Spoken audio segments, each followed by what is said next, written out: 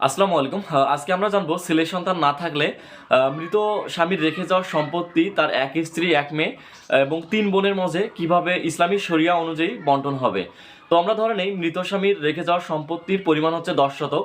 এখন এই 10 শতক জমি আমরা এক স্ত্রী এক মেয়ে এবং তিন বোনের মাঝে সমানভাবে বন্টন করবো ইসলামী বিধান অনুযায়ী।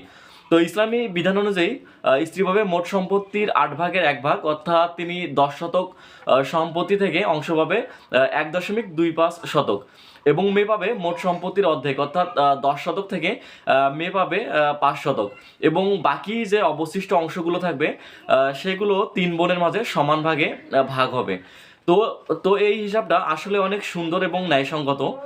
মহান আল্লাহ তাআলার বিধানে রয়েছে প্রকৃত ইনসাফ। ভিডিওটি শেয়ার করে মহান আল্লাহ তাআলার এই গুরুত্বপূর্ণ বিধানটি সবার মাঝে ছড়িয়ে দিন।